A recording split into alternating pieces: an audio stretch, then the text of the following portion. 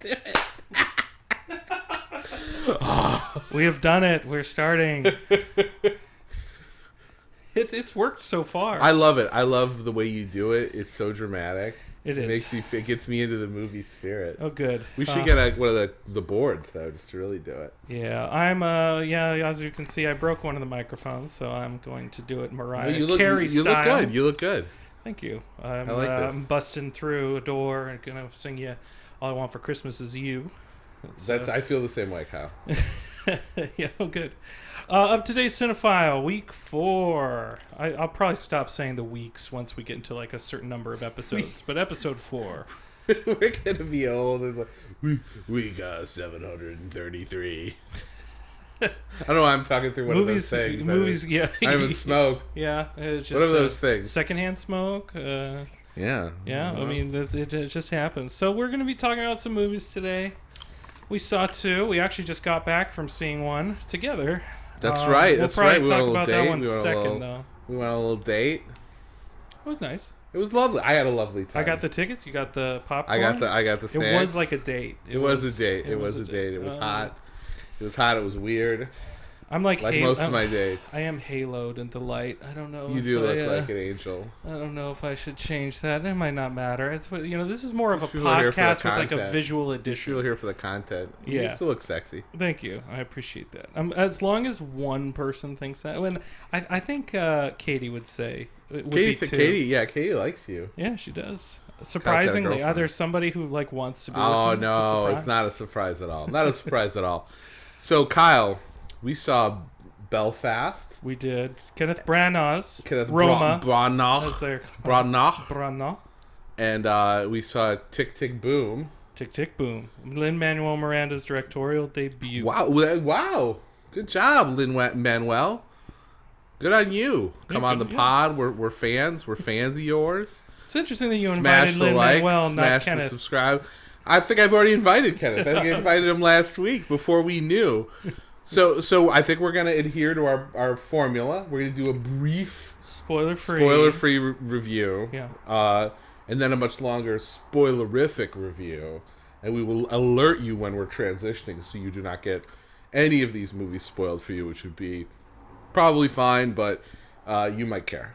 And we care about you. Yeah. We care about you, the viewer. Yeah, so I've had extensive conversations about having spoiler-free. Obviously, there are people who want to be in the know. They want to be spoiled. Well, there's some people I like it when I'm spoiled. There's some people who want to be spoiled. I'll spoil the hell out of you. Yeah, you got us nice seats. Yeah. It was good. We were on the west side with Landmark. We brought the average age down. It was It was a graying crowd. It was.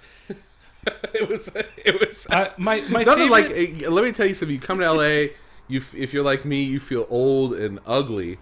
But then get yourself to the west side. Get yourself into Westwood. You're gonna feel young. You're gonna feel spry. You're gonna feel like, oh man, I'm so youthful. My favorite thing about the Landmark or the Lemley, because they are an older crowd, and this is not to insult older crowds. This is actually an endearing older people. This is an endearing thing that I do genuinely enjoy. After every movie, it doesn't matter what that movie is, one old lady proclaims, "I loved that." That's good. Yeah, they want you to know all the time. They want everyone to know. I love that. I love it. No, we love everyone. If you're watching this right now, we love you. Unless you're one person who shall remain nameless, who I hate your guts. Wow. So we're gonna talk about Belfast first. I want to get right to the guts of this. I'm gonna be running the show on this one. I'm afraid we're gonna do an interview here. Kyle. Yeah. Tell me about how you felt about Belfast. So the movie, not the city. I've never been to Belfast. I'm sure not really it's a tourist destination. No. But it looks looks nice now. So I think ultimately my problem with Belfast is Kyle, I don't. This is too intellect. Just tell us. Come on. What's the headline takeaway? So I felt irritated watching the movie. Like I walked out more irritated. than normal, more than just your baseline level. More than my baseline. I am like the Hulk, like the irritated Hulk. I'm always right. I'm always angry. You do look a little bit like Mark Ruffalo, too, I would say. That's actually one of the better compliments I've ever received. It's your celebrity lookalike, right? No, I was extremely frustrated and irritated watching Belfast. Belfast is exactly the kind of movie that I don't personally like, which I can get into more details why that is in the spoiler section. But essentially what Belfast is Kenneth Branagh's personal. It's a realm of nostalgia. It's a personal story. It's basically his story. He grew up in Belfast and his family moved to England, and it's about the debate about the upheaval, the political upheaval in Belfast in the late 60s, Catholics and Protestants. And it's about perhaps the difficulty of making that transition, whether it is because you have your roots there, because you have your friends there, and it is supposed to put it in the vein of a child's eye of trying to be a child, but having the adult world sort of puncture through. Yes, so you're a kid, the troubles are beginning, right? And your family has to make this choice about what they're going to do, and you have the opportunity to get out of there. What do you do? It's basically the premise of the movie. I don't think we're giving anything away there. And you found this movie exceptionally irritating. Get to what is it? When you walked out, what were you like? What was it about this movie that just that stuck in your craw? So in a non-spoiler way, okay, what it is this movie is like viewing a picture book of the past, but it's somebody else's life, and so you have zero interest, and you have zero interest because they are not giving you the proper context, the proper emotional weight to each character, their decisions, what's hanging over them. There are some actors that push through. The older pros of this movie, Judi Dench, Ciarán Hinds. Yes, they are. The grandparents are lovely. They are lovely. This is the thing. I think Kenneth Branagh was slightly too close to this as a director and writer, because what he's doing is he is assuming that you will find as the ciphers of these characters, whether it is father, mother, grandfather, grandmother, child, brother, all of these. It's a superficial treatment of these characters. That for me, I think anybody who comes and enjoys their experience was able to properly attach their own experience onto this. I think that's the benefit of what Branagh's doing, is that it is so detached from a personal ode that he's not trying to bring you intimately, even though it feels intimate, black and white cinematography, as though it is nostalgia, as though it is the past. He is trying to evoke something, but I think he's taking cheats rather than having a very detailed script, very detailed renditions as to why these things are happening to these particular people. So instead they act as superficial ciphers of characters that if you come to it and you go, well, I had a grandfather like Ciarán Hinds, I had a grandmother, yeah. I feel I am attaching my own history, and perhaps that's the power of the movie. But that doesn't work for me. That I want to be invested. All your relatives are all assholes. No. I see. Actually, I do see. Actually, I see a lot of my grandmother in Judi Dench's character. Somebody who was very loving but put on a very brittle exterior. Yeah, somebody who I mean, but these are kind of vague adjectives to describe a person. Like that's what's my problem is. I don't think Kenneth Branagh actually paints a very detailed portrait. Instead, he paints this superficial idea of family, and therefore I think it will find a lot of people who like it. For me, I wanted to be invested who these particular people were, why they wanted to leave, where their roots were, and I wasn't invested. I felt it was detached. I felt the camera work was superfluous. It wasn't pointed. I think the black and white accentuated the disclarity, the unclear notions of his visual choices. And for me, it got a little overdone, and while at the same time being underdone in a written quality. So for me, there was something lacking. Well, and so I don't know how it's you funny felt. that you mentioned. I was hoping you'd come out spitting nails a little more because you've been talking about how you did not. You found this movie to be terrible, but of course you're being reasoned and reasonable and rational, and I love that about you, and I think that that's good. My first reflection about this movie, because I went on the socials. I made the mistake of going on the socials. I knew that you did not like this movie. No, I did not. So that may have colored my experience with it. Although I'm sort of a jerk and don't think that it really matters what anyone else thinks, only what I think.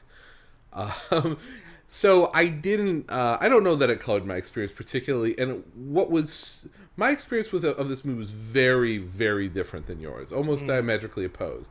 Not in terms of how much I liked the movie, but in terms of the intensity of my response. Yeah. Which maybe is a different kind of damning criticism. Because I found the movie to be fine. Like, when I was scrolling through Rotten Tomatoes, looking at the way people had regarded this, just to take a kind of top-line survey, I saw a lot of, 2.5-star reviews. That struck me as, exactly where this movie lives in my mind. I think it's fine. Yeah. The camera work worked more for me than I think it did for you. I kind of liked it from an aesthetic standpoint. I'll get into some specifics when I think, but it's funny you mentioned the black and white. Well, this movie shares a feature with another movie that deploys black and white, Pleasantville, right? Is that it does have occasional splashes of color. Now, of course, Pleasantville, it's a whole device that kind of runs through the movie. Yeah. Well, it's a device in this, too. It's a bit of a device in this movie, and I actually did think the trick they did with the glasses was kind of cool. I thought that was a little fun shenanigans for whatever it's worth. There's a couple moments that I can recall liking. But see, there we go. That's what I want to hear. But like the world in Pleasantville, the world that is depicted in this movie is entirely fabulated, right? Yes. It's not a real thing. Yes.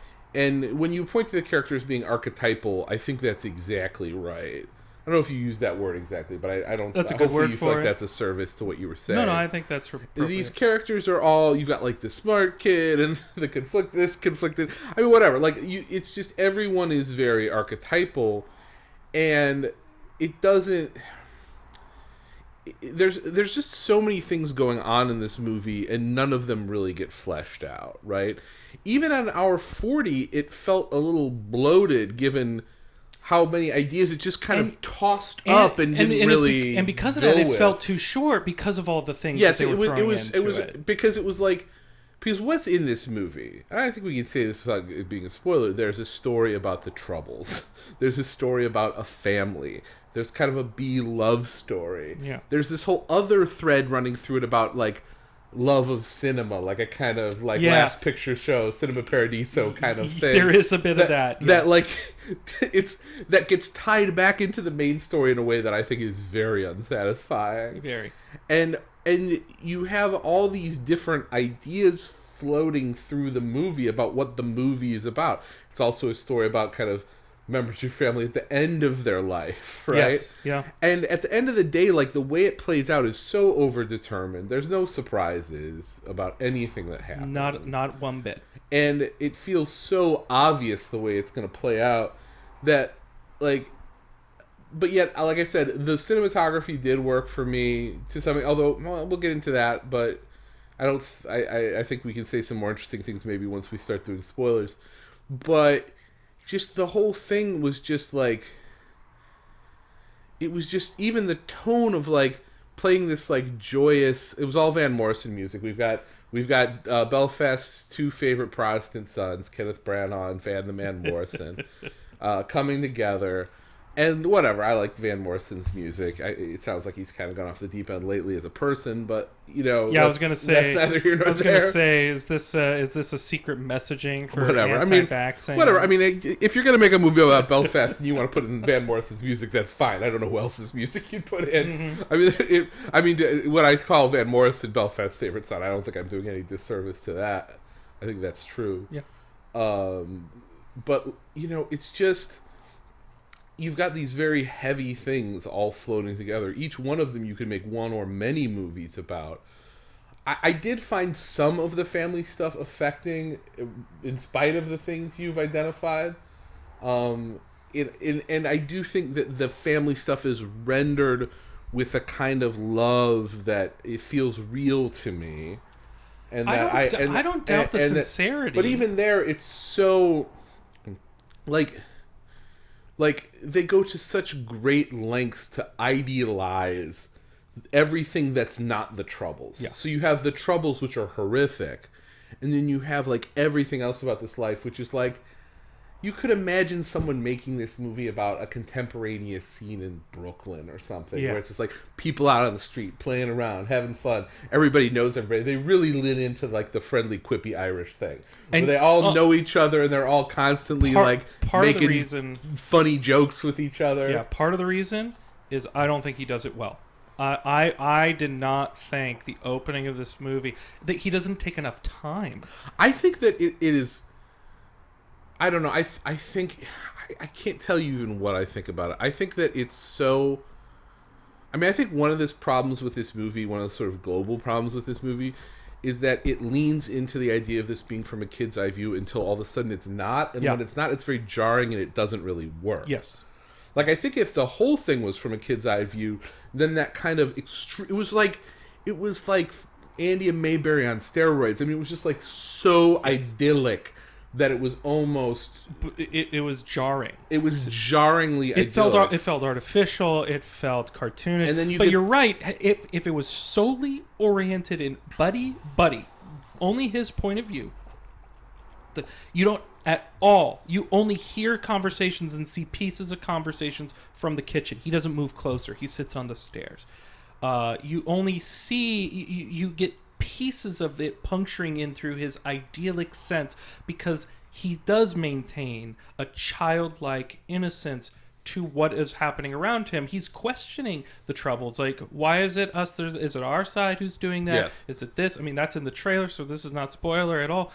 And yet, it should be about and it's because it feels so involved. The camera work overtly brings you into other conversations rather than it being on the tertiary periphery of his experience. Yes. That I would have felt more emotional when it becomes a reality that Belfast might not necessarily be their home. That's the whole conversation about the movie. So when it's eventually ventures into that territory, there's supposed to be this emotional response, and I'm like, I feel like the kid already knows what's happening. Yeah, and also, like, this movie will not tell you anything about the Troubles.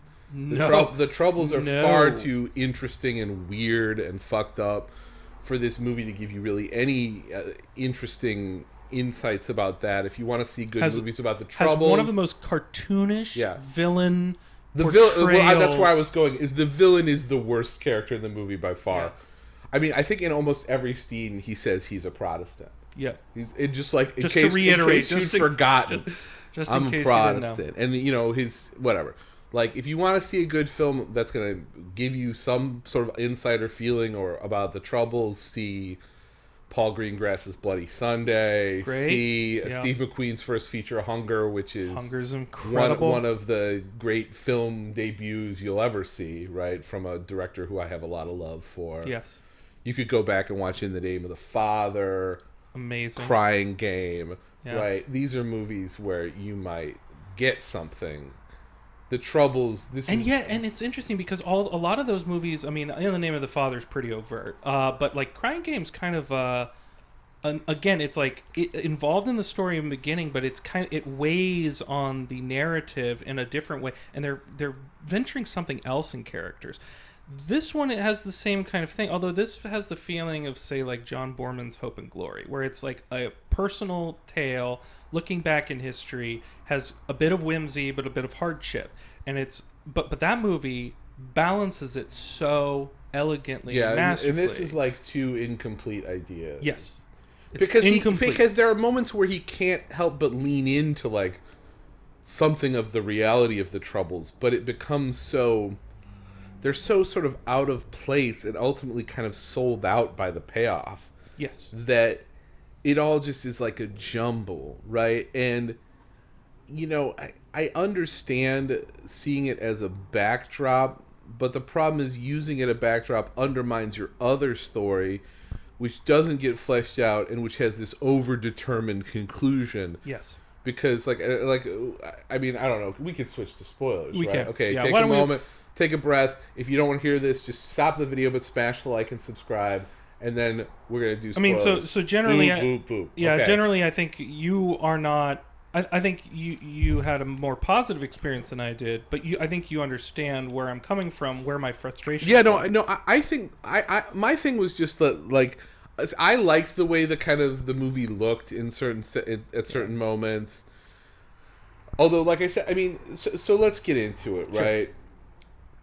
I thought taken on their own. So basically, the opening of the movie is this insanely idyllic, to the point of being kind of ridiculous, sequence. Well, first you get these shots of modern Belfast, which, whatever. I mean, he bookends it with, like, a view of modern Belfast. It's funny because... I couldn't care about any less, actually. How the movie opens, the worst thing that he could probably have done to accentuate what a trope and cliche it all is to have narration. Which, luckily, we didn't get, but I feel like it almost deserved narration. Like, that's how... on the nose. It starts like a travel movie about going how Belfast is nice now. Like, the first shots are just like these kind of broad, colorful, pretty shots of modern day Belfast. It also just which literally could be from like a brochure. It could be like from a video put out by the Belfast tourist. But like, it's nice here now. It's not like it was back in the bad times. Yeah, what is that? I don't know. Point? I think what it's. Is he I think doing it's with too. That? I think it's. I'm a well-known critic of such book-ending scenes. I think that the movie Saving Private Ryan is marred by book-ending scenes from being an otherwise classic. It's still very good, but the old man book-ending scenes I cannot watch. And it gets weirder when you realize the old man who plays old Matt Damon is the old man at the end of Kiss Kiss Bang Bang who gets slapped by Val Kilmer. But like these bookending sequences, you're like, he didn't earn this at all. Even weird. These bookending sequences are even weirder because they're just like wide shots of like landscapes and Belfast that like literally would be at home in like an IMAX movie about Belfast. Like you'd see it like the history narrated by Kenneth Branagh. Yeah, it's like, oh, modern Belfast, a thriving metropolis. Right? That's how it felt. It was very odd, and then it's all because they do this very, very bright colorization that I know that's what he was trying to do, is to take you, do a time travel take. Go over the wall, and now you're in black and white. I liked that the wall thing. I thought it was so corny, but I kind of liked it. It's corny. It was fucking corny as shit, but I kind of liked it. But so you go into this sequence.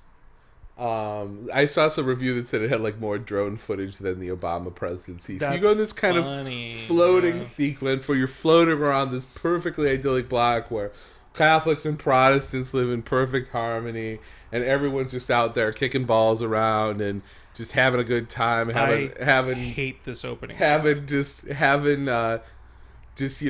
calling each other funny names, because it's just like I said, you'd be hard pressed to find a movie that leans more to like the Irish as just like a cheeky fun bunch than this movie, right? This movie is, and which is doubly funny because the movie gives some amount of historical context via these kind of radio broadcasts and TV broadcasts that play throughout it. Yeah. And one of the things you learn, it's one of the precipitating causes of the Troubles, right, is that it was shit there for everybody, right?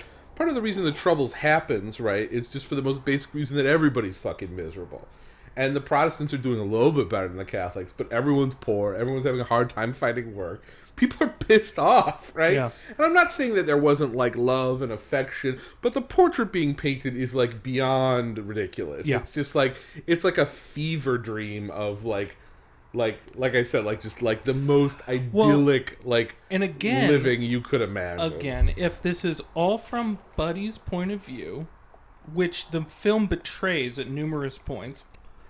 And I think having an omniscient drone shot of like the the wonders of this community, also robs you from a very personable positioning. But also, nothing in the movie ever problematizes that at all. No. There's just one bad dude.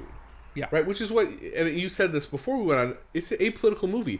Everything in this movie is personified in one bad dude. Yeah. There's no sort of structural discussion of what's going on. No. There's no discussion of... All we need to know is there's one bad dude that's fucking it up for everyone else who otherwise wants to live in harmony, and that Branagh's a Protestant, but his family are the good Protestants that don't want to terrorize the Catholics out of their neighborhoods, right?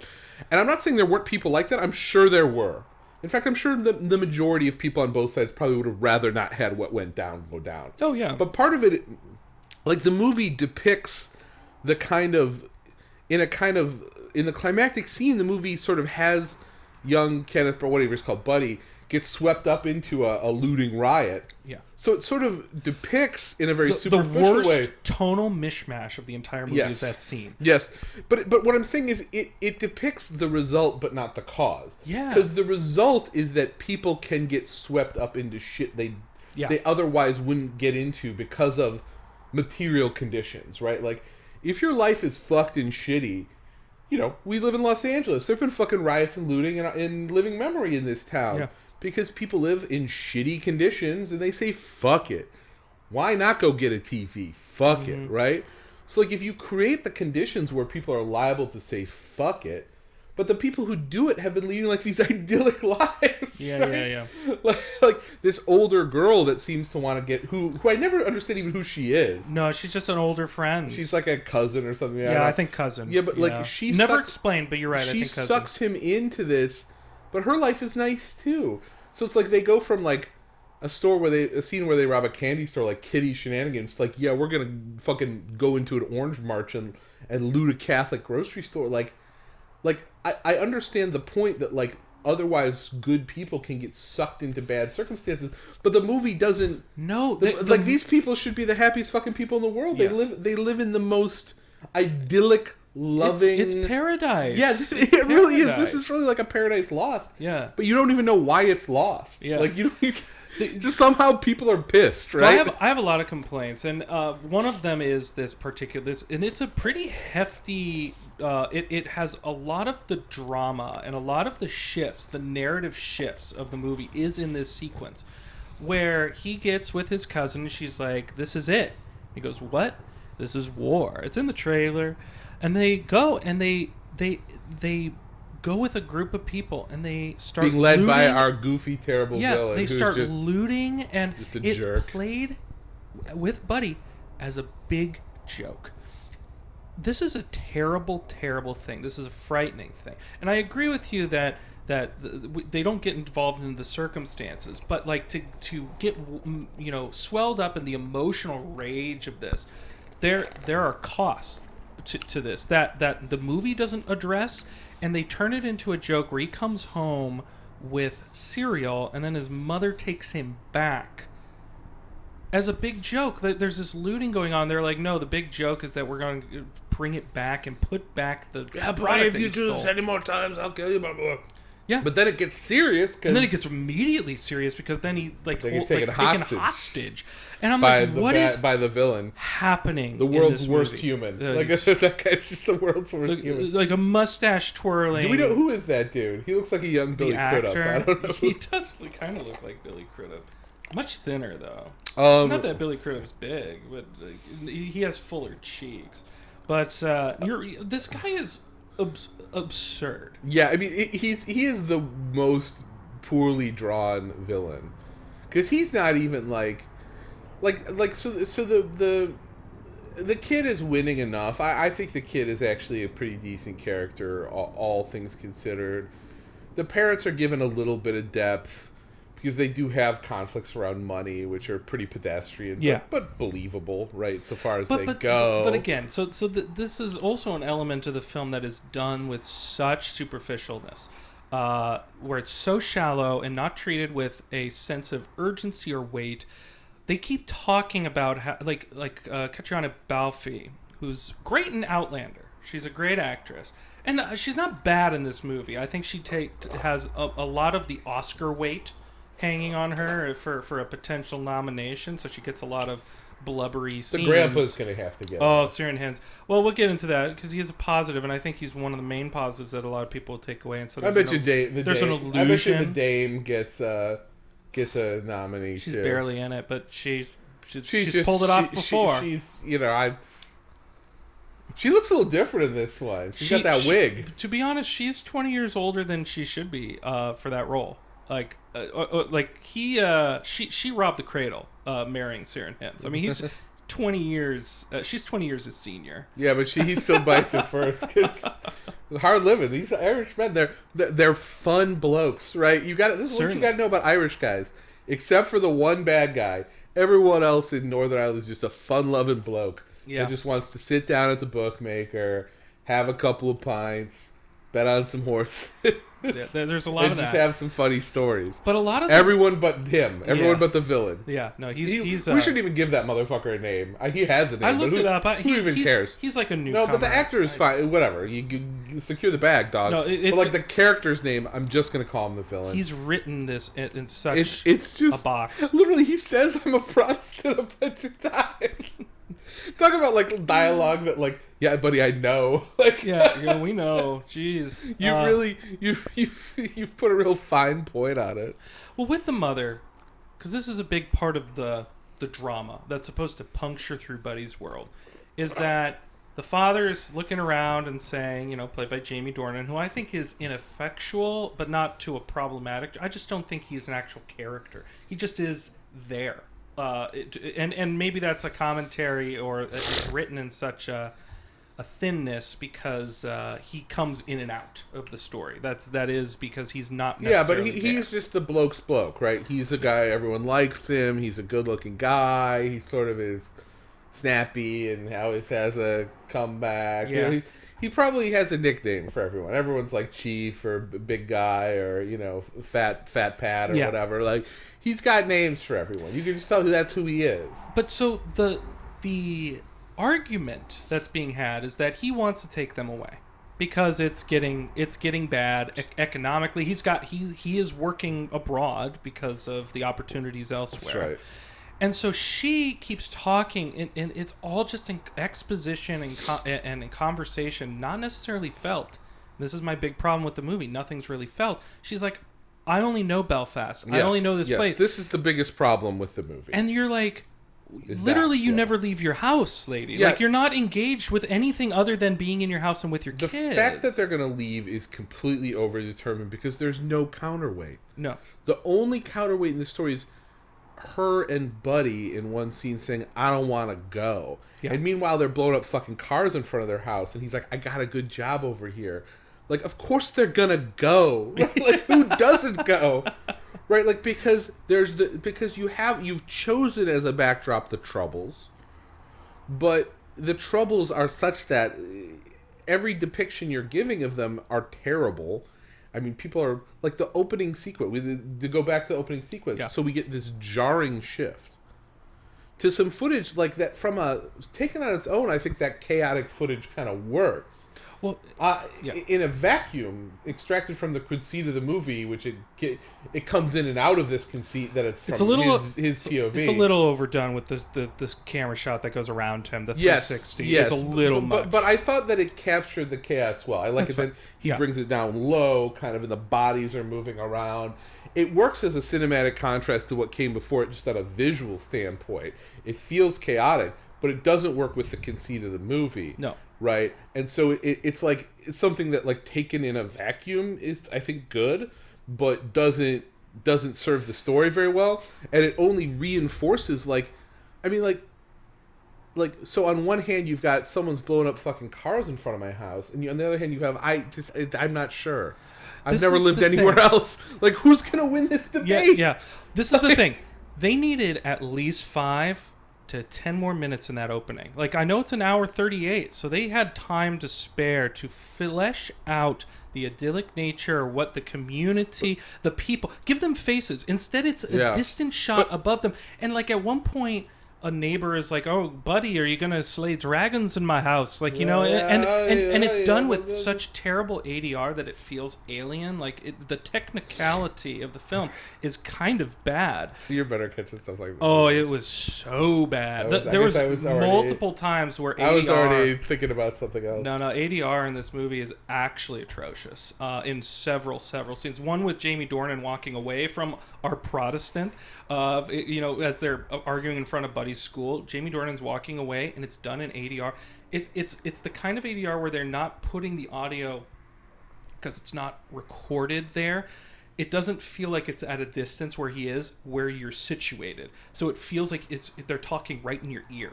And that's and you're like, wait a second, no, that's weird because they're there, but you're talking right here. It's magical realism. Audio design. No, so it doesn't. There's a lot of technicality in the movie that doesn't work. But just on a setting up the scene, I believe that follow Buddy from school, doing this whole play thing, engage with neighbors, then have a dinner with his mom. Dad's not there because he's out working, and you can even mention the comment about that. And it actually orients you in the absence of the father. It orients you in the absence of his presence and that she is only there, and that she only knows this community. Then you have a little bit of introduction with her and maybe friends who come over and yeah. But again, it was never going to work, Kyle. Like, let me tell you why. Is never going to work because the whole conceit of the movie is they're not like other Protestants. Yeah. Like, how are they ever going to stay? Because the whole movie is driven by the fact that his dad is like the only good guy. Yeah. Right? And then these other people on the street, I guess maybe some of them are good guys, but who knows? Because we don't even get into that. They're faceless. They're just like cardboard cutouts, right? So, like, his dad was going to become a man without a country. Yeah. Right? And his family were going to become people without a country as sectarian violence and conflict rose. Yeah. Right? That's the way it was always going to go for them. So you were going to have to leave if you could. Right? Because if you didn't want to join in with, your fellow Protestants, like, you were just it was just going to get worse and worse. Yeah. Right? As that sectarian conflict increased. Right? And, like, so the idea that, like, there was nothing to keep them there, and the counterweight, the sort of ballast that was put in place to make that conflict a conflict, which is the central conflict of the movie. The whole movie's about what should I stay or should I go, was never going to be present. Yeah. Because of the way that they painted, probably accurately, the father. So what would have worked, right, if we're talking about that thing, is just make it a kid's tragedy, right? Because it can be a conflict for him. It can feel terrible for him. Yeah. Right? 100%, but the decision is foreordained. Yeah, the decision is overdetermined. So the conflict for him is coming to terms with it. Yes, that's a plot that works, right? Because we 100% will buy into the idea that the kid doesn't want to leave. Yeah, right, and him coming to terms with it, is coming to terms with the thing, the sort of coming of age of it. But that's the problem, is that it's also a coming of age story. It's like, how much shit are you cramming into an hour 40? Yeah. Like it's not, it doesn't ever decide on one, and so consequently it becomes superficial versions of all. Yes. Yeah. And then when we try to tie it all together, so this is the scene that is mind blowing, right? Because we've shot all this. This is the climactic scene in the movie. So you've had this weird plot running through, like I said, this whole Cinema Paradiso thing about his childhood love of film. And visually, some of it works. It was funny because when they first showed Star Trek on their TV, and then they cut to the cinema, and I forget what, because they watched Chitty Chitty Bang Bang as a family at Christmas, but they watch a different movie, and I forget what do they watch. With Raquel Welch, yes, 1 million BC, yes, or something like that. Yes, and they make fun of them. They make fun of Raquel Welch. Yeah, of course you would. And when they go to when they go to that and they see Raquel Welch in color. Immediately, I was like, "Wait, that's so weird. Star Trek wasn't in color." And then I went, "Oh, it's black and white TV." I was like, "That makes sense. That makes total sense." I like the visual conceit of this idea that I think you'll ultimately get to when you get to your conversation here at the end. But I just wanted to interject and say, there's something wonderful about watching, and this is for anybody, I think, who has ever shared a movie they love, or has because I grew up with Chitty Chitty Bang Bang, which is, I think, a fine movie in like kind of an observational sense of looking back, and it's like, but I loved it as a kid.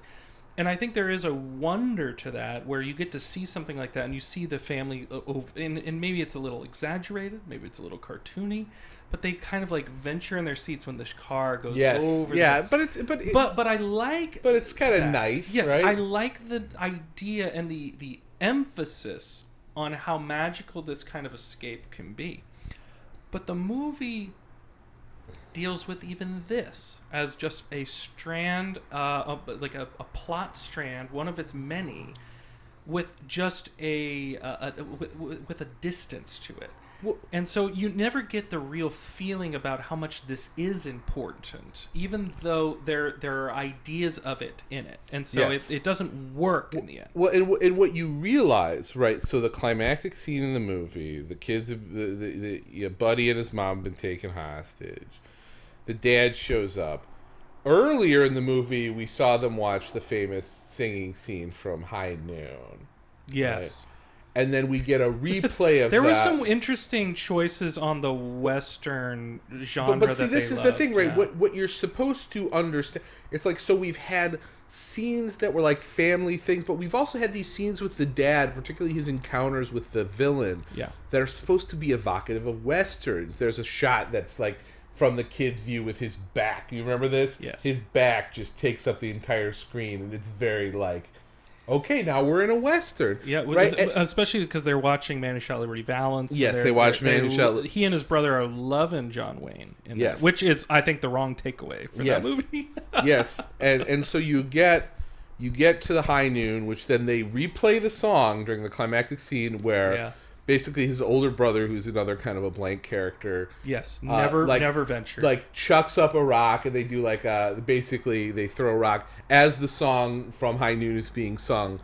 And so we go from this very naturalistic, chaotic footage of conflict to this redo of the final scene or the climactic scene in High Noon, with our understanding supposed to be, I guess, that part of this movie has been like a child's version of a Western.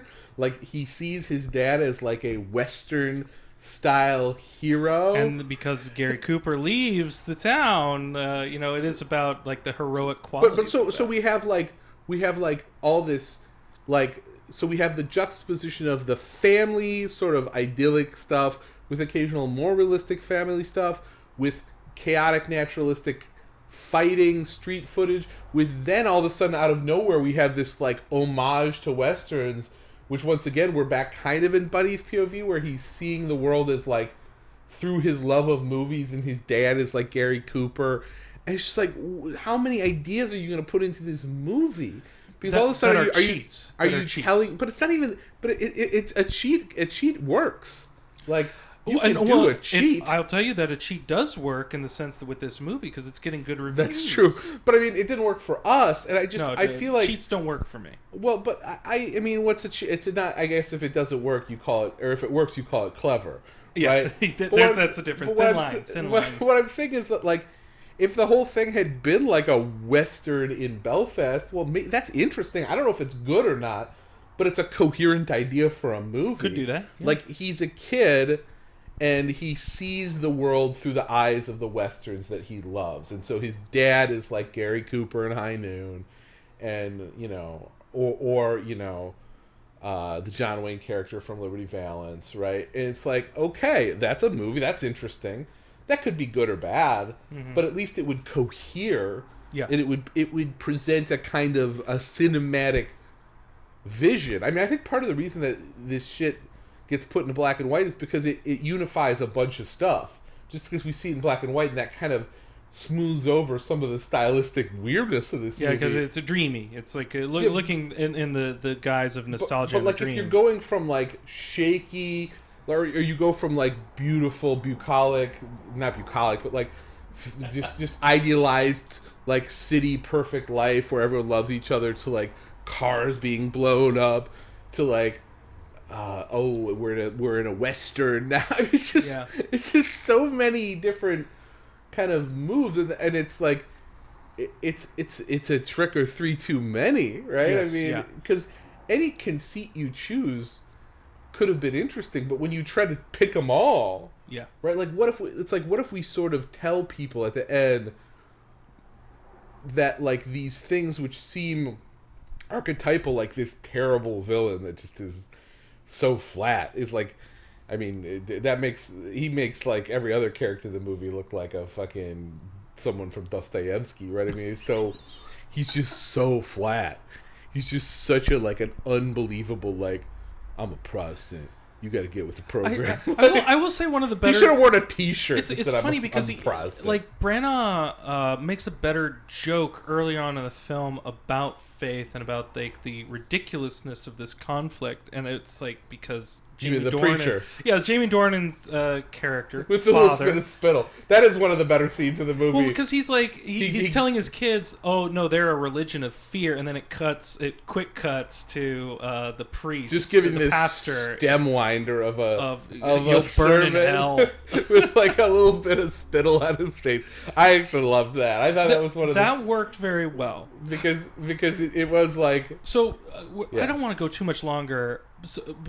Because we have a whole other movie to talk about. Yeah, but like an hour 15. Let's give some credit because I don't want to like hound on this movie so much. I will say I think it's the most overrated Oscar contender that's emerged so far. I don't know what the Oscar contenders are. There's not many at this point, but I mean I've been told Eternals. that this is. Absolutely not. But I've been told, like, you just see the conversation about it that this is a front runner. It does feel very Oscar baity. It is Oscar bait. I don't whether it succeeds or not. I don't think it's. Ultimately, this is why it grates me, is because this is a movie that I think has a lot going for it, idea wise. The history that's at the center of it, the idea of a coming of age escapism, that things are out of your control to become an adult or to deal with adult considerations. And I like those ideas. I don't think any of them are handled well. But what I do think that a lot of people will take away is I think there is an earnestness. I do not doubt the sincerity of Branagh's autobiographical or semi-autobiographical take on his own life. I do not doubt the sincerity. I do not doubt the love. You mentioned love. And I think the only real character, and it's because everyone's painted with such broad strokes, Ciarán Hinds, I think, is a wonderfully realized character, not necessarily because of the script, but because of what he does with it. Yeah. He is a phenomenal actor. Yeah, he brings a lot to this. And his control and his sincerity, his warmth, and I mean, it's some of the one-liners are so overdone in a kind of script-wise sense, but he sells them, and I think that's where a lot of the takeaway is going to come from. Is that I think Jude Hill, I think that's the young actor's name, is fine. I find him a little more irritating than Branagh thinks he's charming. I think he was sold on his charm, and I don't know. Maybe that's me and kids. Some kids who I'm told are charming, I find a little irritating. No kids, no dogs. but that's Kyle's rule. Yeah, exactly. But I do think that there was a genuineness to the display of that relationship, and so any sort of success in the emotional strands, I think, are the overwork of some of Balfe as his mother. She's acting very well. Underwritten, but acting very well. Hinds acting very well. Judi Dench acting very well. And they bring more to the dynamics that you feel that he wants to preserve. And so I think those are the things people will take away and ultimately convince themselves that this movie has handled its subject matter well. I do feel I'm too distant. I'm not invested in these characters. Well, and it's an unfortunate reality that I was sitting there. I wanted to feel something, and I was indifferent, and that's the worst thing you want to feel. And so for me, an Oscar contender that makes me feel indifferent, I think, is the worst kind of display. It reminds me of the emotional attachment people had to, like, Green Book. Yeah. And so this feels to me of a similar vein. I think this is better than Green Book, but slightly. That's a low bar. I mean, so, yeah, the only thing I would say in closing is that, yeah, because the movie tries to do too many things, it doesn't really do any of them well. I mean, I think you can sort of see why, because the movie closes again on these tourist brochure visuals from Belfast. I'm pretty sure what it says from modern day Belfast. What it says is for those who stayed, for those who left, and for those who were lost, basically. Oof, yeah, and I didn't feel a lot of that. And it's like that is what the movie is. It's like some sort of slight sense of melancholy. Like you take this sort of tremendous tragedy in this very controversial episode, right? Like what actually happened in the 6 counties in the north of Ireland and how to think about it is very complicated. And I'm not saying any movie owes it to you to understand that, but like if it had been the deeply felt sort of tragedy and triumph of a child coming of age with that as a backdrop, that could have definitely been a powerful movie. Yeah. Powerfully felt through that experience of one person. But instead we just get this kind of milquetoast, like, isn't it sad? It's really very can't we all just get along? Yeah. And I think that... Which, what kind of conversation is that? But I think that Branagh may... So he left Belfast when he was 9, right? So let's say he can remember a couple of those years, kind of. I don't doubt that in some part of his brain this is what it looks like. But the fact that the movie shows no questioning of that is kind of amazing to me. Yeah. That, like, he didn't at any point think that, like, it seems to me like time has run like an iron across his memory just over and over again to make it as smooth and idealized as possible. And that's something you can do when you have a significant break, right? You can idealize the things. Like, he would not feel the same way about Belfast if he lived there till he was, 19. No. Right? If he lived there for 10 more years through the Troubles, he would not be able to paint this picture, right? No. I can almost guarantee that. And if he did, it would seem psychotic. It doesn't seem psychotic here, but it does feel just so incredibly smooth and frictionless. Yes. And because of the smoothness and the frictionlessness of it... You know what it is? It's careful. It's careful, right? Because it doesn't want to take a position. And I'm not saying it has to take a political position. Like I said, I think the movie that just views it intensely as a sort of personal tragedy of one child could be a very compelling movie. But this thing just gets so lost in the sauce with all this other shit he wants to do, visually and story-wise, that it's not, like I said, nothing gets really fully realized.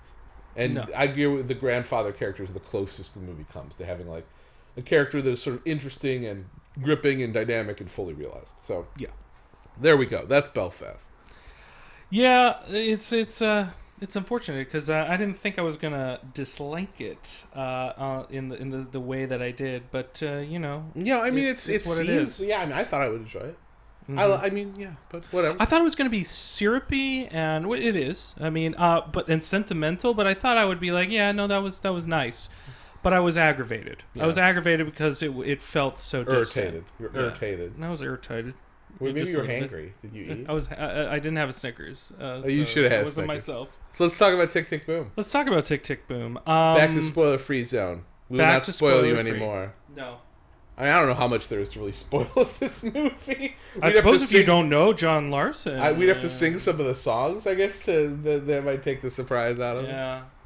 I mean, yeah, it's John Larson, right? We just saw it. I feel like the people in the movie called him Johnny. No, he's John. I mean, Jonathan is his actual name. I think Jonathan Larson. Jonathan Larson, yeah. And so it's about Jonathan Larson. He wrote Rent and died on the eve of it premiering. So he's sort of the great kind of tragic hero. Probably, I don't know. I mean, is Rent the last musical that matters that's been written? I don't know that there's been one since it that has had any sort of that level. Hamilton would say. Well, of course, that's absolutely right. Certainly, but I would say between Rent and Hamilton, I don't know if there's another that's had that kind of which I think that broad impact. Yes, I forgot. I do think that it's a adequate and appropriate choice for Lin-Manuel Miranda to direct this. I mean, I'm sure that I mean, this is talk about labors of love. This is clearly a labor of love. I mean, you're the you see. So this is It's funny. I am a musical. I'm going to let you behind the curtain. Kyle has this rough exterior. He looks like a bad boy. He's the bad boy of North Hollywood cinema reviews, of well-informed cinephiles. But reality, he's a softie. He's a soft guy. I'm the asshole here. And he likes musicals. I don't like musicals. Although I will say, full disclosure, Rent was when I was of the perfect age to like Rent, because Rent was really hitting when I was kind of late high school, early college. Like my high school choir would sing the 525,600 minutes. That song, I probably heard that song sung as a teenager 100 times. Right? So I was in the wheelhouse. Yeah. Like a sort of alienated suburban teenager wanting a life of great artistic significance. That was who Rent was for. Yeah. And I was that person. And so certainly the music, I saw it on stage a few times when it was touring, and so I have a history with this. I have history with Rent, right? Which doesn't really come up except at the margins of this movie, but obviously is essential to the understanding of. I mean, this movie doesn't exist without Rent, right? I mean, nobody knows. No. Nobody remembers who Jonathan Larson was if not for Rent, and its tremendous success and the sort of personal tragedy of his story that surrounds it. But all of which is to say that Kyle is going to be the one who's going to bring us home on this movie because he's the musical guy. Well, and I think it is true. A lot of people who, and I don't know how many people actually view this or know anything about me personally. So that is kind of going behind the curtain. If anybody is not familiar with me, I just want people to know about you. We don't want to just be, my very, very good friend Dan Bauer and I used to go on mandates to musicals. Shout out to Dan. Yes. Shout out to Dan. Shout out to Dan. I mean, I do have an affinity and love for musical theater. I have a lot of friends who are in musical theater, and so I appreciate the realm, the artistic realm of musical theater. It is very performative. It's very over the top, very imaginative, though. And so, as somebody, I think this movie is kind of a love letter to musical theater, right? Yeah. I mean, I don't think that would be too much. I don't think that'd be overstating the case. Yeah, and I think so for a spoiler-free review, I think that is right on the money. It is a love letter to a visionary, a very particular visionary of musical theater, but also the community that helps inspire that visionary, the community that is the support system, the creative support system, and otherwise. And there's something very lovely about that portrait. It's a bit uneven. I don't think everything works. I think the friendship at the center of it with him and Michael works incredibly well versus the relationship that's painted is fine. Yeah, I mean that is very paint by numbers. Very paint by numbers. Like that's a real, that goes really the way I guess it kind of maybe has to go. And maybe did go for all I know. And it's interesting right? because how the film is done, and Tick, Tick, Boom was his next musical after he did Suburbia or whatever it's called. Yeah, Suburbia. And which did not make it. Like, it did not, it didn't inspire a lot of. I mean, it inspired people, and everyone said it was great, but that it would be too costly. It was not for Broadway. Too high concept.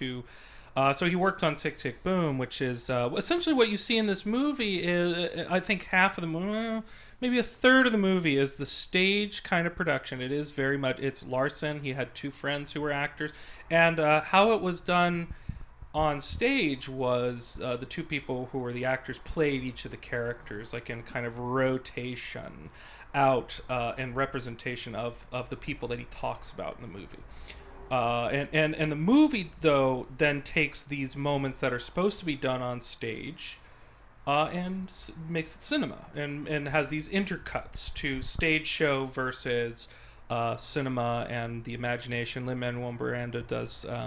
I think some of the sequences work, some of them don't. What I do like is that Miranda, as I suppose now a budding filmmaker. I don't know if this is going to be a habit of his. if he's picked up the movie making habit. Who knows he's probably bought a camera. He's got a couple lenses, right? Yeah. He's thinking about it.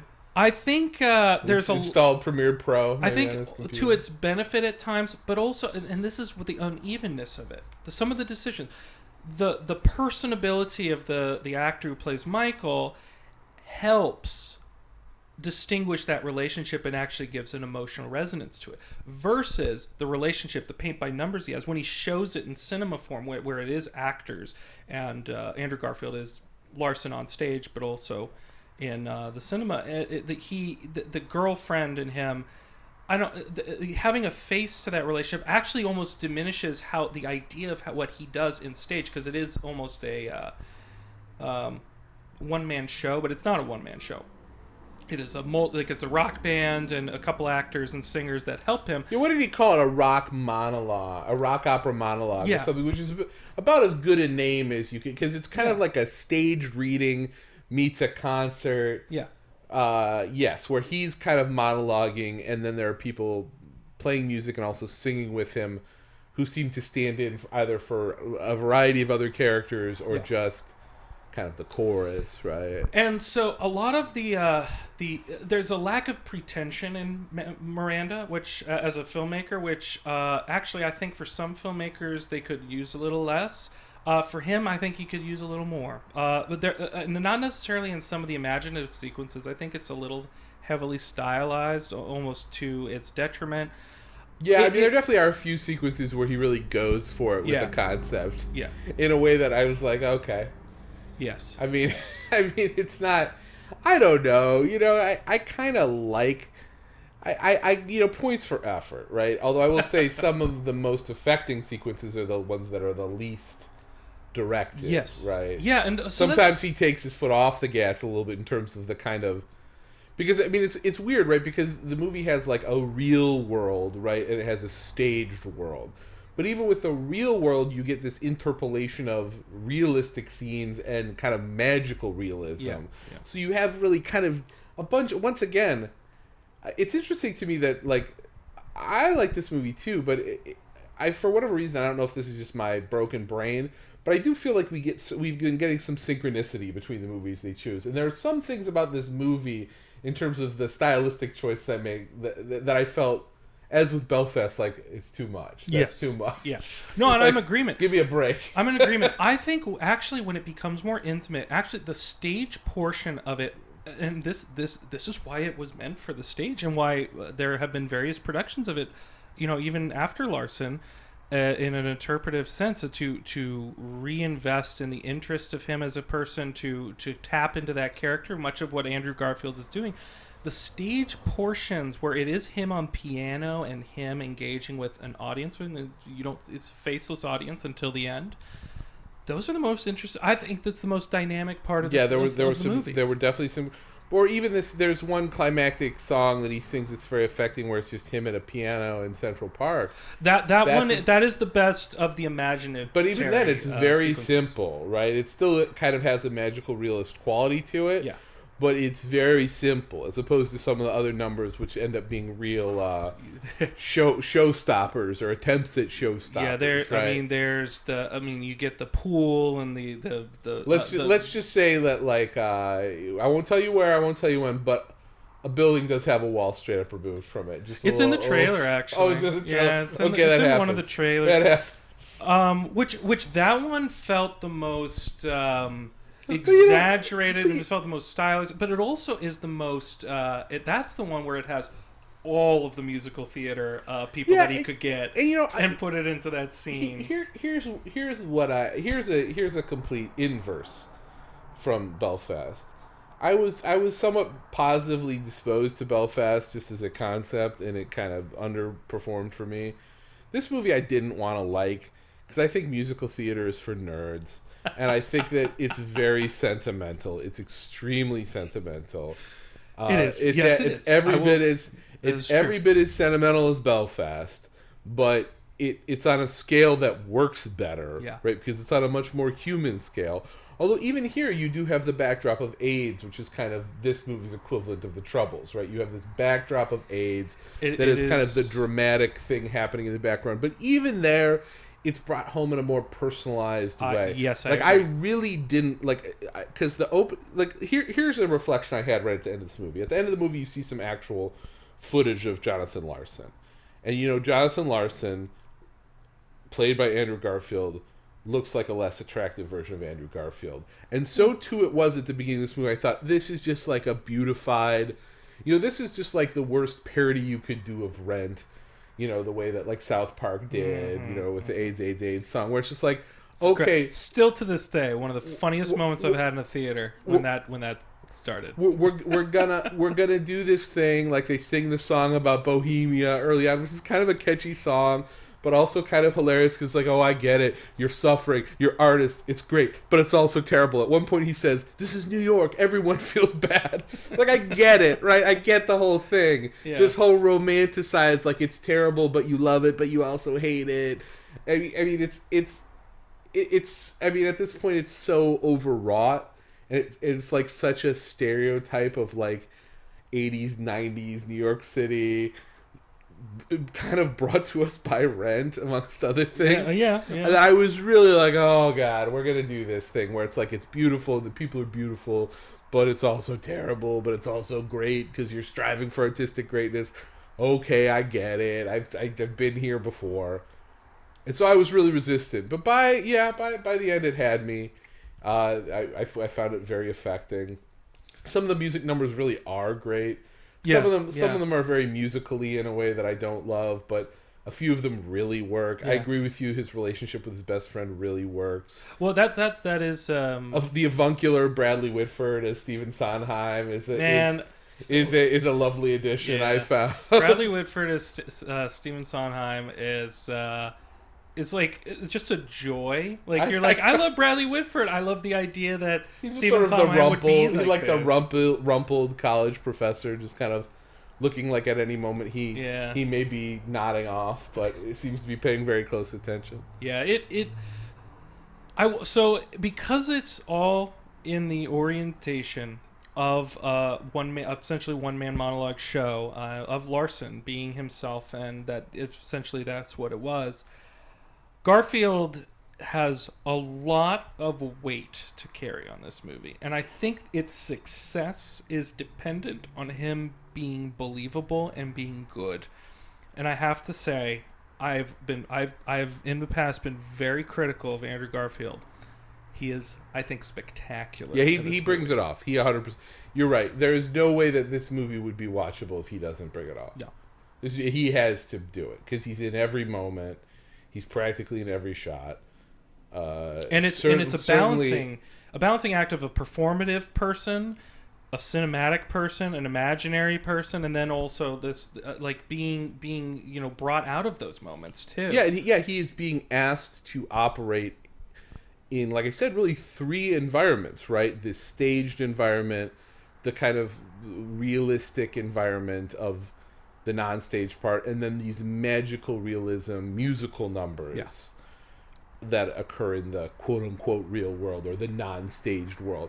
So he's being asked to deliver in three very different kinds of ways, and he does it absolutely. I think he absolutely does it. I mean, I like him as an actor. I liked him in that Tammy Faye movie, even though the movie itself left me cold. He was not. Yeah, he was not bad in Tammy Faye. But film, I thought he was good. I don't know. I don't love the movie, but talk about another movie that is solely dependent on a performance. Jessica Chastain kills it. But the difference with that movie is that, like, even then the movie as a construct is kind of flat. Like, it's just such a bog standard biopic. Whereas this, like, I have to say, like, I got a lot of pleasure out of seeing this movie. And I mean, if you want a top line takeaway before we do a little bit of spoilers, because I don't know that we're gonna have as much to say about this movie. Mm-hmm. But my top line takeaway in the spoiler free review section is, if you know if this movie's for you, and if you know it's for you, you're gonna enjoy it. I think that's true. And I think even if you don't, but you have a friend, right? I think we're friends. I can call us friends. We are very good friends. I think we're friends. I tell people you are a very good friend. If you have a very good friend who's like a musical guy, a secret stealth musical guy who has a rough and tumble exterior but a heart of gold, and who loves musicals, and you see it with them, you'll enjoy it. Like, it's an enjoy. It has moments that are just very pleasurable. Like, it has. I agree. And if that's something from a musical, right? You want it to give you those moments of, like, pure pleasure, where the music and the singing and all of it just brings you to something that you're like, oh, that really is very affecting. And this movie has those moments. And yeah, like I said, it has parts that, like you said, it's uneven. But even then, like when he goes for it, like okay, like that's, I don't know, it's a little silly maybe, but also although I will say the movie really started to win me over when it kind of takes the piss out of itself in the rap sequence. Yeah, like that's when I really started to like the movie, just because it was so obviously. It took, because after the first few numbers I was really worried, oh, this is going to take itself and its conceit about the suffering artists in New York way too seriously, and then it kind of takes the piss on itself a little bit with a few jokey numbers, kind of make them look a little ridiculous. And I thought that's when it really started to win me over, because I'm like, it's not so invested in the way, quite frankly, that Rent is, right, which is a very heavy experience, right? This movie is, take away the backdrop, there's a lot of heaviness, but there's also lightness and fun to it. And it's those levels to it and the kind of moments where it makes fun of itself a little bit that started to win me over. So I think it has it has that kind of ability to make a little fun of itself in a way that I found very winning, and then really started to suck me into it and root for it, Well, and that's the thing. I think that level of self-awareness, or the discovery of self-awareness, was what Tick, Tick, Boom is kind of about, of Larson coming to terms with that it's never going to be the one hit. He's been told, it's like, if you have you get that one hit, you get the one thing that's good, it'll make your career. And that's not the case in movie making. He's sort of high in his own supply too, right? Like that idea, like part of it is about sort of, which is ironic given the role it plays in Rent, because I think it's about him taking a little bit of the romance out of it. Yes. Yeah. Right? It's about him being a little more, realizing that he's going to have to be a little bit more workmanlike and a little bit less.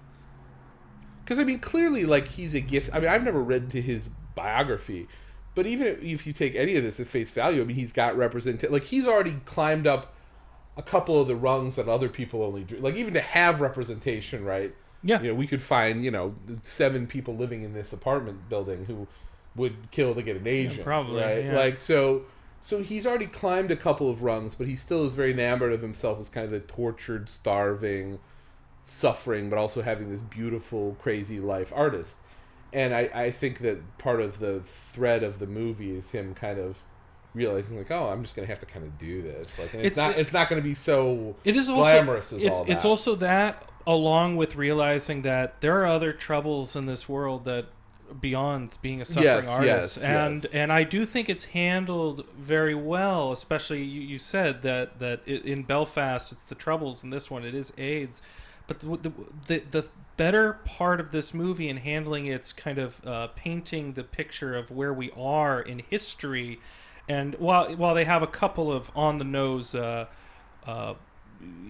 advertisements on the wall. Yes, there are a lot of moments where, like, the word AIDS is just conspicuously featured. But it's the character. And, like, a sticker in a it is phone the booth. Character of Michael, played by Robin de Jesus, or Jesus, Robin de Jesus. I don't know how he says it. Probably de Jesus. Yeah, probably de Jesus. He is fantastic. He's fantastic. Oh, he's great. He's great. To give that face to the personal connection that now again, I mean, it's all around in their lives. He talks about it on the stage play, talks about it in the movie, that they've had many friends going to the hospital, and it's when it gets to it's kind of in the background, and any sense of awareness brings some sense of emotion, but it hits hard when Michael has it. I'll say a couple things about that. First of all, yeah, I mean, the movie doesn't say anything deep or do a revelatory about AIDS, but it tackles it in a very honest and forthright way, right? Which is better than we can say for Belfast and the Troubles, right? There's a personability. And I also, this is interesting, I feel like this movie will be watched by people who are younger than me and younger even than you. And I don't know what your relationship is to this, because when I was young was really when AIDS was ubiquitous, and talk about AIDS was ubiquitous. I don't think people, and it's a good thing, right? It's harder to contract AIDS and it's easier to treat it. But when I was young, like, even for me, it was this ubiquitous thing. And to talk about what happened to the gay community in the 80s and the 90s vis-a-vis HIV/AIDS, it's just, you cannot overstate what what a nightmare Yeah. that situation was. Horrifying, And, terrifying. yeah, people were just dying all the time. I mean, you talk to people. I remember a guy coming to one of my classes when I was in school, talking about like how he couldn't imagine how he had survived. Like he had no idea why not him, given the way that he'd lived his life, and it was sort of haunted by him and haunted him and informed the rest of his work advocating for gay marriage and things like that.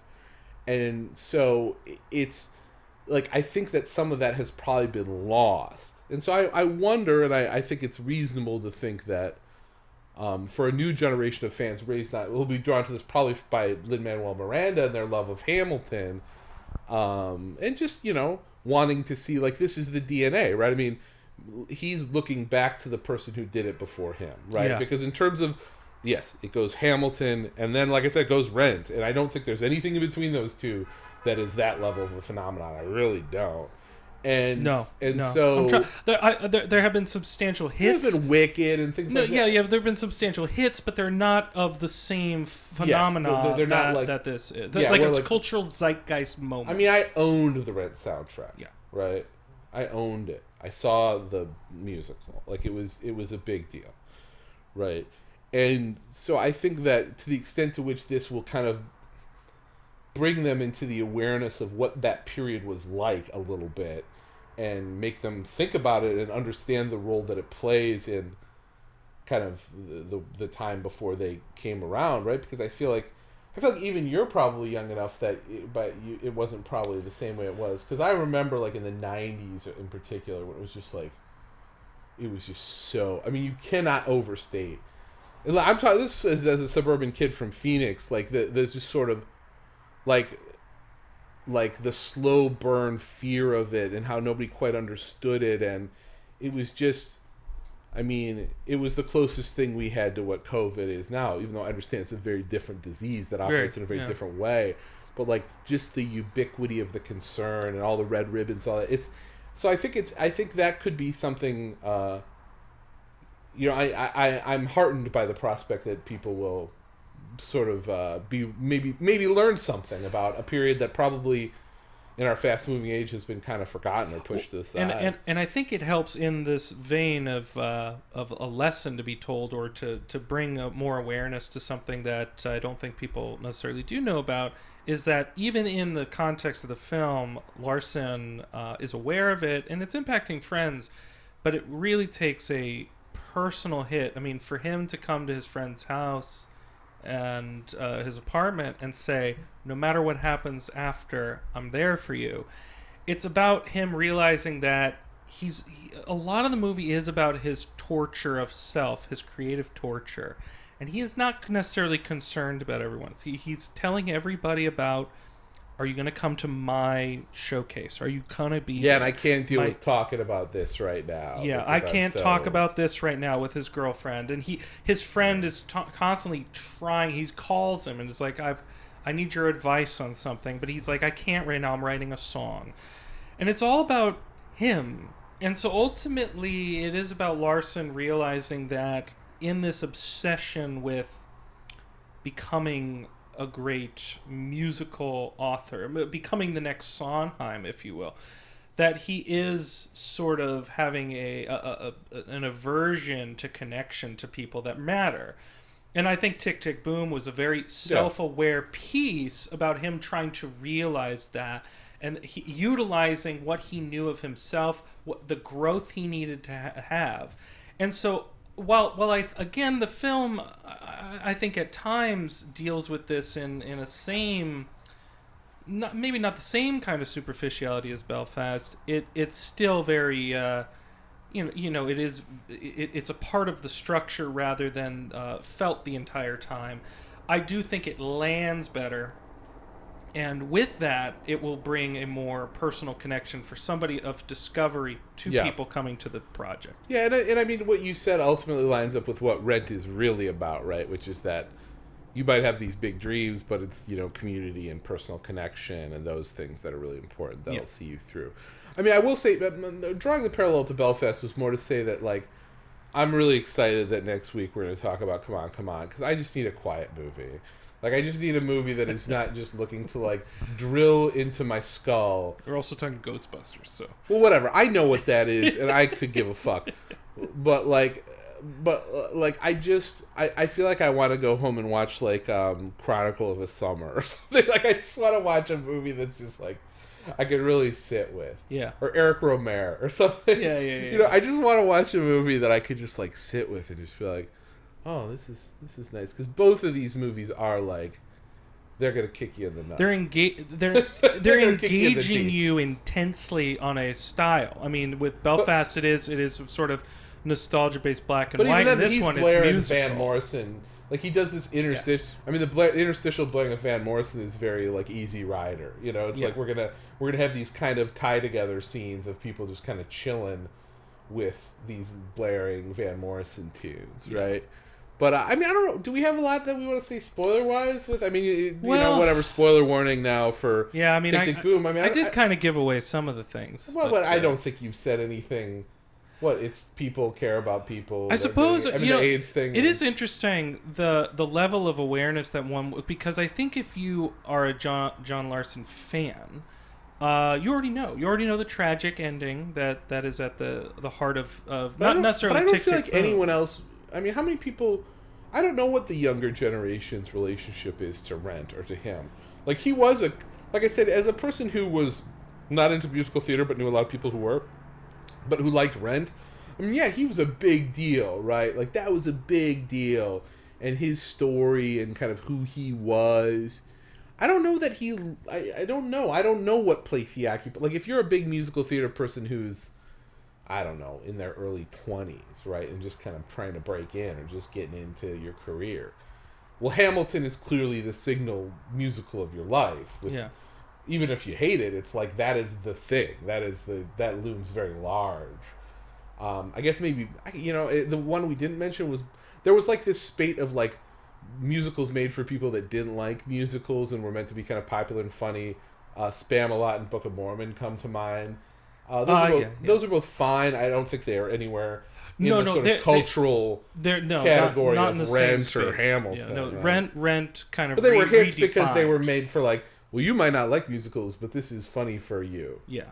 that was like a trend for a while. No, Rent redefined the kind of rock, like the idea of the rock musical, but for the stage, like to break through the prestige mold of Broadway. Because I mean, you'd had rock musicals in the kind of cinematic sense in the '80s, or even since Rocky Horror Picture Show. These weren't of the established notoriety and popularity that, I mean, Rocky Horror is a cult classic for a reason. Like Phantom of the Paradise is a cult classic for a reason. And so Rent broke the mold. It redefined. It garnered an accessibility to something different, the same way Hamilton did. And I can see why Lin-Manuel wanted to do this project, that he does see himself in Larson. He sees the tortured artist, the same community, the Bohemia or art community of New York that he was part of. And I think those moments, like there is a wonderful little scene also in the trailer, so it's not really giving much. It's we're into spoilers now. This is spoilers. Yeah, but I mean, it's interesting because I think there's a trailer of him doing the whole, the improvisational musical segment in the which, apartment. like I said, like I really liked that, even though Yes. I thought that was so funny because on one hand I was like, this song's kind of a bop. But also, I don't want to do this Bohemia shit because like I get it, like you're taking it's like it's like New York City meets Nomadland, like you're gonna take a shit in a bucket or whatever. I get it, it sucks, your life's hard. Well, and you're taking your tub is full of rats or whatever. But you can tell that and have friends who are in the musical theater community. If anybody says that doesn't feel authentic, go live with some struggling musical theater. No, I know, I artists, get it. That apartment seemed too nice. Yeah, I was looking at that apartment. I was like, oh, that's not so bad. That's not what I meant. I meant the improvisational breaking out into song. Yeah, no, choir people, music theater people, they are annoying. They are annoying. It can get there. They're Absolutely. so sentimental. I remember, when I was in high school, like in my high school, it was basically choir musical theater was like kind of one and the same, or at least they were Venn diagrams or Zen diagrams, if you prefer, with a high level of overlap. Yeah. And they would always listen to these songs like Lullaby by Billy Joel, and they would just start singing them, and everyone would just start weeping uncontrollably. And you can imagine me sitting around just feeling like this is tough medicine that I don't need. It was like they do it to themselves, right? It was like watching. It was like watching some secular version of self-flagellation, right? Because it was just like they all were thinking about, and with some of my friends, like I even knew who they were thinking about. It's like, oh yeah, you're thinking about that girl over there. It is a religious experience, isn't it? It is like self-flagellation. That's why I'm an atheist, because I don't. I mean, I can be very sentimental about certain things, but I do think that there was a level of sentimentality that I totally believe is true, but I also just, I don't know, have a sort of visceral negative reaction to it. Yeah. Right, but yes, so the scene, you've got this song, which is kind of improv. Well, I think it's meant to appear improv. I'm just saying, though, that moment seemed genuine, sincere, and that Miranda definitely. Yeah, that's when I started to get pissed, because I was like, I like this, but I don't want to like it, but it's just the same. Like, I have one of my best friends in LA came out of that time in my life, and I love him, even though I would make fun of him. Yeah. Although he was not the most sappy. I'm thinking some other dudes that are sappy. I knew a lot of sappy. The sappy dudes. Yeah. Just sappy dudes. I feel like the dudes were sappier than the lady. Well, I mean, there's something to be said about that, the community, and it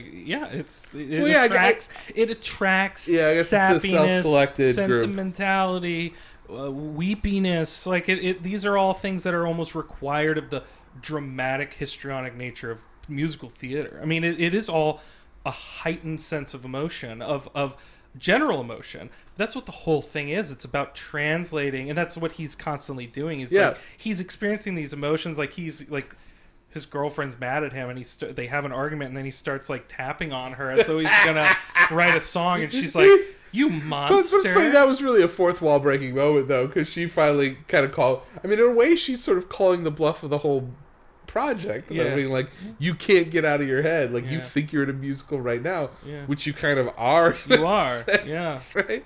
I thought that was a funny moment. I don't really know what to make of it. It's one of the only moments. It was an interesting choice, because in the film they have this argument with her about, because she wants to leave. I mean, the whole thing is a construct of, in his mind, everything was coming at him all at once. The AIDS epidemic was impacting his friends. His friend is leaving the art community and becoming a financier, or joining Wall Street or whatever. Yeah, he was an ad guy. He's joining the ad guy and New York City. His girlfriend wants to leave and take on a job elsewhere. So it's like the ticking clock, the whole notion, which I think works effectively in the layering of the music as a kind of a metronome quality, and that it gives you a sense of tension within his mind and within the film. I liked it. I like the conceit of this movie generally. There are some weak moments. This one's not necessarily one of them, but there's an unevenness to it that I don't know if Miranda knew how to handle it, because it's an argument in the real world that he juxtaposes with a very upbeat, tongue-in-cheek, humorous song about breakup and about misunderstanding each other with his girlfriend, done with Vanessa Hudgens on stage. The musical number is spectacular. Yeah, very well executed. Very much like the best of what you can do with musical theater, which is, for me, is like kind of be clever with it, right? More so than like go for like the epic moment. It's a very clever little sort of tongue twister, two-hander song that really, that on its own terms is really good, very successful. The argument, and this might be because the actress, unfortunately, I don't have her name, Alexandra Shipp, who I think was in, I'm forgetting now. I think it was that very bad movie that I don't necessarily like. She was in some shit movie. Some bad movie. I should probably just click on her name and look that up. But because of that, she's Storm in like Apocalypse and Dark Phoenix. Which I don't like those. I don't like her as Storm, unfortunately. Well, she's not terrible. But I don't know if I saw those. that argument between them, like I kept wanting to go back to the stage singing because I'm like, that I get what the framing of this argument. You're trying to give me the context of what that song is kind of based off of, the feeling that he was turning in a song from his emotion and from the confusing nature of miscommunication between them. Yeah. But the argument is less interesting. Yes, well, but also because it's less interesting because the song and the argument are really about two different things, right? Yes. The argument is what's happening in the moment, and the song is really kind of a riff on what all these arguments are. Yes. Like the whole joke of the song is that like we're having a fight because I think I think that you think that I think that you think. It uses a lot of looping constructs like that. All of which to point out what anyone who's in a relationship knows, which is that 95% of relationships arguments are ridiculous. But you never feel that way in the moment. No. So it's depicting an argument happening with a song that's about kind of the 5,000 foot view of the absurdity of relationship arguments broadly. Yeah. So there is a dissonance there. I mean, I guess it works it works well enough because they're like superficially about the same thing, which is to say arguments. They're both arguments, or it's an argument and a song about arguments. But yes, I agree. There's a weird dissonance there. But I mean, I think to me the problem is more that like the relationship is just one of the weak points of the movie. It's true. And I think that it's weak precisely because unlike that song, which is about kind of the weird complexity of relationships, it's just very simple. Yeah. The relationship is a complete like according to Hoyle drama, right? Where it's like she wants to get out and he doesn't, and you know he's not going to leave, and she knows he's not going to leave, but she still has to leave, and they have to break up. Yeah.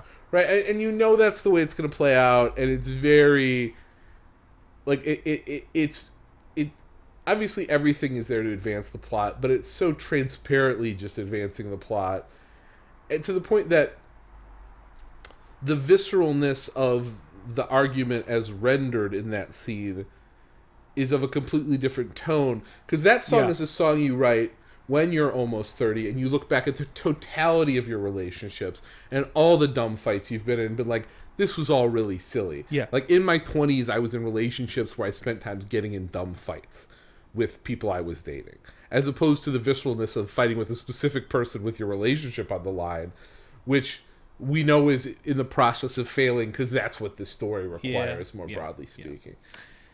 So they come from almost different worlds, which I guess makes sense because the musical that we're seeing was conceived of and written years after the one that he's it's structurally almost it's fine to watch. I didn't find it all confusing watching, but it's kind of hard to describe. Basically, you're watching him perform his second musical, which in part is talking about the making of his first musical, which you're also seeing things like primary source material of. Yeah. Right, not actual, but like you're very meta. So it is a very meta construction, which I think the movie handles very artfully. I mean, I never felt not displaced. The worst that it I think it doesn't handle everything perfectly, but the concept of the choices based off of what is imaginary, what is real, and what is stage, I think is balanced appropriately.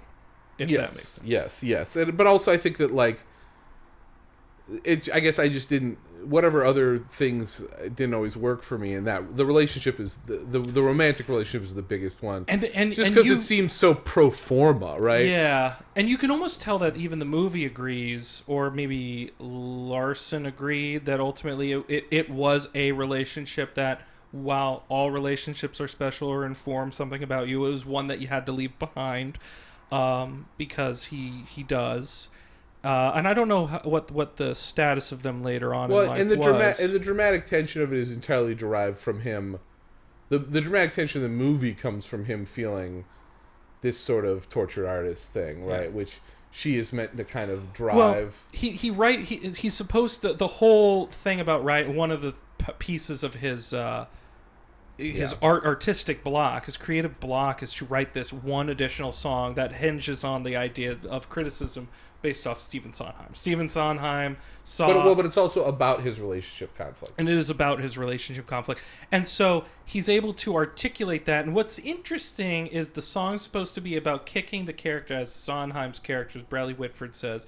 It's about getting the character in the movie to wake up. And it's interesting. It doesn't come from her, the wake-up call. I mean, the inspiration of it actually comes, I think, from his friend, who's calling him out on his shit, who's saying, I'm the one who has a sense of dwindling time. You don't understand at all what you're talking about. You're obsessed about making a musical before you're 30 because Sondheim made his at 27. Which is why the most moving song is the song that he plays in Central Park about his friend. Because yes, the shit or get off the pot thing is about seeing the importance of your friend. Yeah. And I guess in that sense, the romance is kind of a red herring. Yes. Because that's the thing that we're like supposed to think, like romantic love above all else, right? And like your love life, your romantic love is the most important thing. But I agree with you. It's clear that the most important relationship is his relationship with his friend, not with his girlfriend. Yeah, and in the movie, the imaginary conceit of him, that song, because it's about, he wrote it 12 hours before it needed to be showcased in his production. And Vanessa Hudgens' character, who is the same woman who is in the stage, because they were friends, and is also the one who was in the musical stage production. It's a combination of her singing it in the showcase, but also Alexandra Shipp, singing in a, which I thought was a very poor choice of her singing on the, and I know it's on the balcony where they've had, some back and forth and canoodled and had some flirtations, but it's kind of an ugly CGI. I think it was. I think it was meant to look not real. Maybe there's an meant to look like a stage. There's set. a purposeful. Again, we just saw it, so I'm. I think it was meant wrestling to look like with a lot of what I just saw. Because I agree with you. It looked, but maybe it is a little uncanny valley because it's. I thought it was supposed to look like a stage set. But I mean, it looks weird. But it could be uncanny valley because it's like not really a stage set, not really reality. Yeah. So it's just kind of like a weird computerized version of reality. Yeah. I had that same thought, which was like, this looks not real, but it, I don't know. I thought that had to be a conscious choice. Yeah. Whether it works or not, I guess, is a different question. You're right. I don't know if we have much else to say because again, this is good. I feel like we did justice. This is a film. I think you stated it correctly. If you like musicals, I think this is right up your alley. I think it is about musical theater culture. I think it is about. It's a loving portrait about a very particular genius in that realm that Miranda probably identifies with, that he brought a lot of connection. I will re-emphasize that while I like Andrew Garfield in certain things and I don't think he works in others, this one was served right up for him. He put the work. He is he delivers. He delivers in this movie. And he has to. Yeah. He had to be great, honestly, for this movie to be even relatively enjoyable, and he is excellent. I think his ability to sell the songs, especially the one you said in the park, but I think the finale is accentuated. A lot of the emotion that swells up in you is because he has been so thoroughly convincing in his embodiment of the struggles that Larson was going through and of the humility that he needed to learn. And you see that humility in all the people in the crowd, all the faces of support who were there for him. And that it brings a clarity to the mission of what this movie I think was supposed to do, is to bring light to Larson as a person. That perhaps that is the thing, is he might be dwindling in a popular consciousness, and I think it is somebody who, it's interesting because he was robbed because of an aneurysm, witness his work be seen in the scope scale that he wanted it to be. And it's really nice that you feel that Miranda and the community around him feel it's a necessity that we enjoy this for him. We enjoy this realm and enjoy musical theater and the work for him.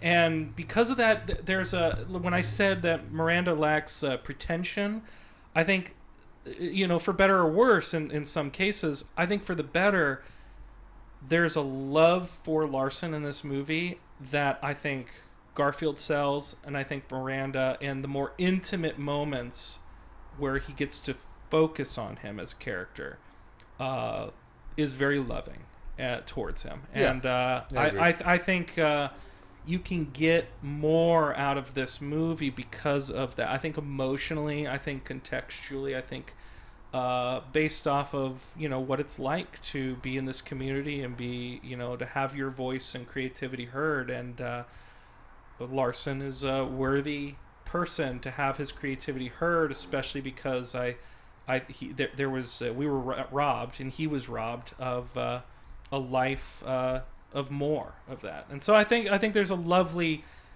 sentiment to again, it's one thing to do an adaptation of Rent, which has been done on the cinema, not extraordinarily well. It's fine. I think I like this more, even for its unpolished faults, because there's a reason to do it, and Miranda had a reason to tell it, and so I think I respect it because of that. And it does have a certain freshness to it, right? Yeah. That just is straightforward. I mean, I agree with you that the scenes on the stage are some of the best. Yeah. But I don't think you could have done the whole movie like that. No, be as gripping. It's a balancing act that I think I would have I don't think I would have leaned as heavy into the imaginary and but in the real world that he does. But it works for me, right? Yeah. And it doing those sort of running it on those 3 tracks kind of lets it escape what is some of the pitfalls of turning stage musicals into film musicals, right? Yeah. Which is that they're just insufficiently cinematic. Yes. Right? I mean, it's a very different medium. Well, right? and I think it was you told me I don't think we mentioned this in our Spencer talk or review, but for biopics it's far more interesting to pick a moment of a life to embody it rather than do a full scale. Yeah, and that's the difference between Spencer and something like Tammy Faye movie, where it's just the Tammy Faye is just like just a survey of her life, and the problem with those is that they're pretty trite, and they don't. It just feels like a recitation at some point. Well, and it's like a Wikipedia entry, right? And I think even Larson was ahead of his time and thinking and I think you can even compare it to, say, one-man shows. A lot of one-man shows actually do survey a lot of time and survey a lot, but he did orient and fixate on this period, this part of his life, this couple-week period that defines his relationships, defines his creativity, defines his self-discovery, and I think the movie works in its favor for that. Yes, so, I mean, even when you're trying to do things that are very epic, you're almost always best served by focusing on individuals, their individual drama, right? Yeah. I mean, even like truly epic movies, we even like Lord of the Rings stuff is still about a handful of characters and their struggles, right? Yes. So I think when you sweep out too wide, either in terms of the number of characters, think about Eternals, right? Or the amount of time or whatever, I think almost always with cinema, like looking very closely, like you should always look a little closer. It's like when you take a portrait photograph, right? You always probably should be close to the subject than you think. Yeah. Right, you should always think about how close you think you should be, and then get a little closer. That's very true. And so too with storytelling, cinematic storytelling, I think. Yeah, well, I think that's a good note to leave on. Excellent. Great, Belfast, Tick Tick Boom. I feel like I don't know if I should tell everybody to go. Like, you can wait for Tick, Tick, Boom. It's going to be on Netflix in a couple weeks. You don't need to rush out to the theater. Belfast, I wouldn't necessarily rush out either, but you don't want to see the next Best Picture winner? Yeah, that's gonna be a hard pill to swallow when it happens. But so we got a bunch of movies coming. We're doing we're double duty. Yeah, we'll figure out when we record. We'll talk about that. But we are going to do a big release mixed with a smaller release. The same thing that we do with like the Eternal Spencer thing, but we're gonna do 2 next week. They might be not on the same day of release. We'll figure out our schedule. But there'll be a lot of content coming. There will. Yeah, we're gonna do Ghostbusters. So definitely subscribe. You'll want to know. You'll want to know our takes. Ghostbusters Afterlife, and I think we're gonna do Power of the Dog with that, which is Jane Campion's new Western. Yeah. Getting a lot of great write-ups. So I'm excited because I love Westerns. Benedict Cumberbund. Yeah. Cody Smith McPhee and whatever. Pod favorite Jesse Plemons. Well, not on Antlers, but I do love Jesse. Plemons. I mean Antlers. I can't lay the failure of Antlers at Jesse Plemons. No, you cannot. And then we'll do King Richard, the Will Smith, biopic about Richard Williams and the Serena and Venus Williams, and with that we'll do Mike Mills. I think personal portrait of himself as a father. I think it seems. He's running through all his people. He's done both his parents. Now he's got to do himself. And probably next his wife. I don't know, but that's part of the story. But I'd watch a Mike Mills movie about Miranda July. I'd watch that movie. Yeah, that would be interesting, wouldn't it? Yeah. But yeah, we'll do those 4 movies next week, and then even the next week after that, there's a lot more to come. So we'll try and we're keeping you up to date, cinephiles. We're gonna keep you up to date. We're gonna try and do the work and cram it all in. And Ben, the Dead Reckoner podcast, you can look that up. Thank you, Kyle. I'm Kyle Bruehl. I know movies and you don't. The title is facetious, just so everybody knows. Turn it off. Just turn it off. We'll see you next week.